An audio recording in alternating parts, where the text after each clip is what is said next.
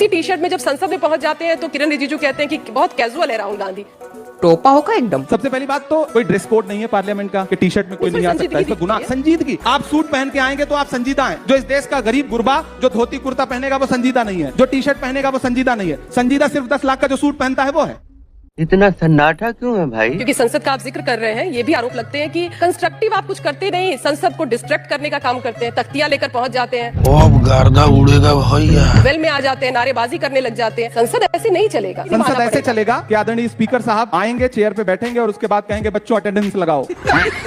कौन कौन प्रेजेंट है ये बता रहे? ये क्लासरूम नहीं है, पार्लियामेंट है। पार्लियामेंट में संसदीय मर्यादाओं में होता यही है कि हम देश के मुद्दों की बात रखेंगे। हम आपसे पूछेंगे कि एलपीजी महंगी क्यों हो रहे हैं, हम आपसे पूछेंगे कि इस देश में आपने कफन तक पर जीएसटी क्यों लगा दिया, हम आपसे पूछेंगे कि एप्स्टीन फाइल में जिनका नाम आया है वो अब तक अपने पदों पर क्यों बैठे हुए हैं। शर्म की बात। और जब हम ये पूछेंगे तो आप कहेंगे कि आप संसदीय मर्यादाओं का अपमान कर रहे हैं। कमाल की बात है। मतलब ये तो वही बात है ना कि आप जवाब देने के बजाय उल्टा विपक्ष से सवाल पूछ रहे हैं कि आप तख्ती मकर द्वार पर क्यों लेके आते हैं, मकर द्वार पे आपने बैठ के चाय बिस्किट क्यों खा ली। तो भाई पार्लियामेंट की कैंटीन बंद कर दो ना, अगर मकर द्वार पे चाय बिस्किट से इतनी तकलीफ है तो। आप प्रोटेस्ट कर रहे हैं कि लोगों को सिलेंडर नहीं मिल रहा है और मकर द्वार पर बैठकर आप चाय पी रहे हैं, तो ये दोनों ही विरोधाभास है। तो आप चाहते हैं भूखे मर जाएं? दलाल मकर द्वार पे मतलब देश की जनता भूखों मर जाए, चाय भी ना पिए। मतलब चाय बेच करके आप प्रधानमंत्री होने की बात करेंगे, फिर चाहेंगे कि कोई चाय ना पिए। इस सज्जन को क्या तकलीफ है भाई? जो ये झुठला रहे हैं कि कतारें नहीं है, कोई किल्लत नहीं है। प्रधानमंत्री खुद देश की पार्लियामेंट में खड़े होकर के कह रहे हैं कि कोरोना जैसी सिचुएशन हो सकती है, तो देश को खुद पैनिक किया प्रधानमंत्री ने। मुझे क्रेडिट नहीं चाहिए। आज मीडिया के जरिए ये नैरेटिव बनाते हैं कि नहीं कोई किल्लत नहीं है। अरे अगर किल्लत नहीं है, जाइए ना गांव में, आप बिहार में जिस जिले से हैं उस जिले में पता करवा लीजिए एलपीजी किसी को सही से मिल पा रही है, नहीं मिल पा रही है। सच्चाई है ये बात तो सही है। मीडिया के जरिए रोकने की जो